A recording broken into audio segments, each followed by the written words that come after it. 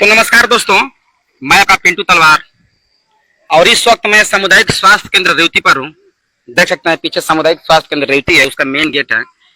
लेकिन जब यहाँ का हम हकीकत की बात करेंगे, धरातल की बात करेंगे, तो आपके भी पैरों तले जमीन खिसक जाएंगे और आपके जो है कि आंखों से आंसू बहने लगेंगे। यहाँ का जमीनी हकीकत ये है कि लाइट नहीं है और डॉक्टरों के कर्मचारियों के केबिन में दो दो पंखा चल रहा है। और लेकिन दुर्भाग्य की बात है इस हॉस्पिटल के लिए और यहाँ के मरीजों के लिए कि मरीज के किसी भी वार्ड में न तो पंखा चल रहा है और न ही कूलर चल रहा है। यह कितनी दुर्भाग्य की बात है कि प्रति महीने इस हॉस्पिटल के लिए जनरेटर का भुगतान आता है। वो भुगतान भंजता भी है लेकिन सिर्फ कागजों में, हकीकत में नहीं। वो मैं दिखाऊंगा आपको किस तरीके से यहाँ पर मरीजों के साथ डॉक्टरों की टीम द्वारा लापरवाही की जाती है, जहां पर सिर्फ अपने केबिन में पंखा चलाया जाता है और जो मरीज का वार्ड है वहां पर पंखा नहीं चलाया जाता है क्योंकि डीजल लग जाएगा। डीजल जो इनको खाना है वो जनरेटर में लग जाएगा। इसकी वजह से जो यहाँ पर पंखा नहीं चलता है। और सबसे बड़ी एक खास बात है कि सामुदायिक स्वास्थ्य केंद्र रेवती में पिछले 2 महीने से बाहरी दवा का लिखना बंद है। और सिर्फ बंद ही हुई नहीं है, बंद इसलिए है कि यहाँ पर सरकारी दवा जलाया जा रहा था, जिसके वजह से वीडियो वायरल होने के बाद यहाँ के डॉक्टर द्वारा बाहरी दवा का लिखना बंद तो करवा दिया गया लेकिन पूर्ण रूप से बंद नहीं हुआ है।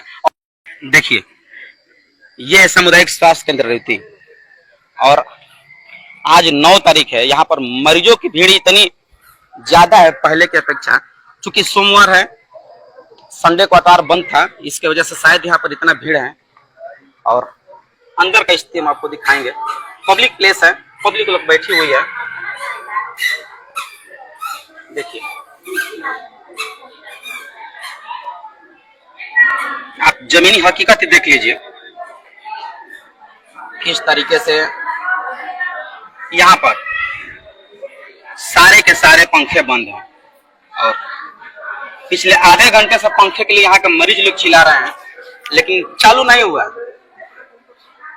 और ऐसा नहीं कि यहाँ पर लाइट की व्यवस्था नहीं है, लाइट की व्यवस्था है लेकिन सिर्फ जो कर्मचारी लोग हैं सिर्फ उनके कमरे में लाइट की व्यवस्था है, बाकी अन्य जगह लाइट की व्यवस्था नहीं। देखिए पंखा चल रहा है यहाँ पर क्योंकि इसमें कर्मचारी लोग बैठते हैं।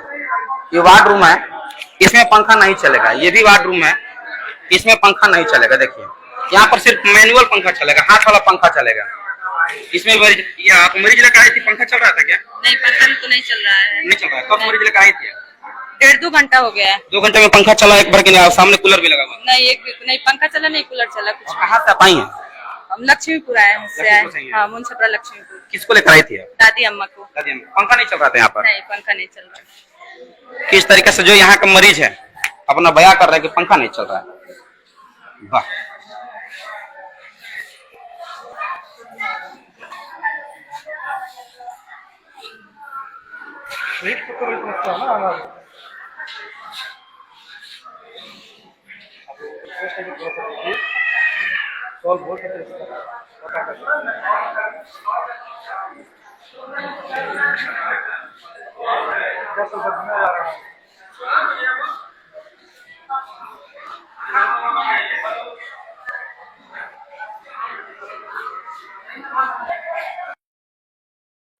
क्या नाम है आपका? मेरा नाम विजय शर्मा है। हमारी वो मामी है। विजय शर्मा जी, यहाँ पर आप कोई मरीज लेकर आए हैं क्या? हाँ जी, हम मरीज लेके आए हैं। हमारी सगी मामी है वो। क्या मामला क्या है? मामला है कि थोड़ा सा पेट में दर्द था तो हम लोग लेके आए सरकारी हॉस्पिटल पे। तो डॉक्टर साहब बताए कि उनकी ऑक्सीजन जो लेवल है वो कम हो गया है। तो हमने कहा कि ठीक है, कोई बात नहीं, ऑक्सीजन चढ़ा दीजिए। तो डॉक्टर साहब डायरेक्टली मना कर रहे हैं कि हमारे पास ऑक्सीजन है ही नहीं, हम रेफर कर रहे हैं बलिया। कब का मरीज आपका रेफर हुआ है? करीब 1 घंटे हो गए। 1 घंटे हो गए? हाँ। तो अपने एम्बुलेंस को फोन नहीं किया? सरकार द्वारा एम्बुलेंस की अच्छी व्यवस्था दी गई है प्रत्येक हॉस्पिटल की है, क्या कहना चाहेंगे आप? हम 1 घंटे पहले मरीज एम्बुलेंस के लिए कॉल किया था तो एम्बुलेंस बोले कि आप डॉक्टर साहब से बात कराइए। हम डॉक्टर साहब से भी बात कराए बट अभी तक एम्बुलेंस नहीं आई है। एम्बुलेंस नहीं आई है।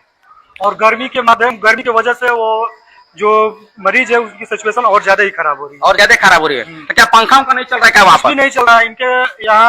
इनके अंदर जो डॉक्टर साहब यहाँ बैठते हैं केबिन में, उनके यहाँ एसी और कूलर की व्यवस्था है। हमने उनसे भी पूछा ये बात तो वो कह रहे हैं कि भैया हम लोग इन्वर्टर पे चला रहे हैं, पर मरीजों के लिए तो कोई क्या व्यवस्था क्या इन्वर्टर सिर्फ उनके लिए है कि मरीज के भी इन्वर्टर है? नहीं। ये तो वो बताएंगे। डॉक्टर साहब मरीज की वजह से है कि सिर्फ अपने डॉक्टर की वजह से है? अब ये तो वही बताएंगे ना, और उनकी व्यवस्था बताएंगी। हाँ। जो उनकी व्यवस्था है कि हॉस्पिटल में मरीजों को मरने दिया जाए, हम सुरक्षित है, उनका कहना तो यही है। लेकिन जो प्रदेश की योगी सरकार है, प्रदेश देश की मोदी सरकार है, उनकी व्यवस्थाएं टाइट है, हकीकत में टाइट है। सही में टाइट है उनकी, वो तो हर व्यवस्था खुलेआम देते हैं भाई, सारी व्यवस्था ही देते हैं। हीट वेव चल रहा है और बगल में हम आपको कूलर भी दिखाएंगे, देखिए कूलर भी लगा हुआ है। ऐसा नहीं कि सरकार द्वारा जो व्यवस्थाएं हैं आम पब्लिक के लिए नहीं मिल रही है, मिल रही है, अगर मिली है तभी वहां पर है, लेकिन उसके बावजूद भी यहाँ पर उसको बिजली की व्यवस्था नहीं है। क्या कहना चाहेंगे आप? अब ये तो हमारी दुर्भाग्य है। दुर्भाग्य क्या है, सारी तो व्यवस्था है, बट ये लोग अब पैसे कमाने की वजह से ये कुछ नहीं सुविधा उपलब्ध करा रहे हैं, तो इनमें तो इनकी गलती है। प्रदेश की सरकार से आप क्या मांग करना चाहेंगे स्वास्थ्य व्यवस्था को लेकर? प्रदेश की सरकार से हम यही कहना चाहेंगे कि ये रेवती अस्पताल पे जांच बैठानी चाहिए। हाँ। ताकि कम से कम, और कुछ नहीं तो कम से कम मरीजों को अच्छा उपचार तो मिल सके। हाँ। हमारे यहाँ मरीज की स्थिति ऐसी है कि मतलब कि यहाँ पर कोई उपचार ही नहीं मिलती है। अगर हम कोई इमरजेंसी सिचुएशन में आए तो दवा भी बाहर से ही लानी पड़ती है हम लोगों को। रंजीत कुमार जी, आप समाज सेवी हैं रेवती वार्ड नंबर 2 के, और पिछले 1 घंटे से मरीजों का 108 एम्बुलेंस के लिए फोन किया। क्या नाम है आपका? मेरा गणेश शाह नाम है। गणेश जी, क्या मामला है, क्या है बताइए? सर मेरा भाभी की तबीयत खराब हुआ था रात में। हाँ। आए थे हम लोग यहाँ पर, यहाँ से पूछे कि पेट में दर्द हो रहा है, तो ये लोग पानी वानी कुछ नहीं चढ़ा, एक सुई दे दिए और बोल रहे थे कि मतलब मैं कुछ बोला, दवा हुआ दिया कि पेट के मतलब दर्द की दवा खिला लीजिए, मतलब सीरियस ज़्यादा खराब था, ऑक्सीजन में चाहे कुछ भी। ये लोग बोल रहे थे कि बलिए लेके जाइए, रेफर मार दिए, मतलब बोले 2-4 बार, इसके चक्कर में गुस्सा होकर रेफर मार दिए, बलिए लेके जाओ। अच्छा, मतलब आप कुछ पूछे तो लोग गुस्सा हो गए, गुस्सा होकर रेफर रेफर मार दिए। मतलब मरीज आपका रेफर करने लायक नहीं था? नहीं, कंपाउंडर थे, कोई डॉक्टर हम आपसे क्या कह रहे हैं, मैंने आपसे उसी टाइम कहा कि यहाँ पे अगर छोटा सा भी कुछ सिचुएशन हो, कुछ भी मतलब यहाँ पे छोटा सा भी कोई दिक्कत हो, तो ये लोग इलाज नहीं करते हैं, डायरेक्ट लिखते हैं रेफर। अब आप रेफर मतलब ये लिख देंगे ना रेफर, तो कम से कम आपको यहाँ पर 2 घंटे 3 घंटे वेट करना ही पड़ेगा एक एम्बुलेंस के लिए। इतनी व्यवस्था इन लोगों के पास है। एम्बुलेंस की व्यवस्था इस हॉस्पिटल की नहीं है। सर दवा तो बाहर से खरीदना पड़ता है। दवा भी बाहर से खरीदना पड़ता है, दवा भी बाहर से हम लोग लाते हैं। पानी वानी चढ़ाने की व्यवस्था मेरी पर्ची है, मेरी गाड़ी में पर्ची है, लाइए पर्ची लाइए, मेरे फोन में भी होगा।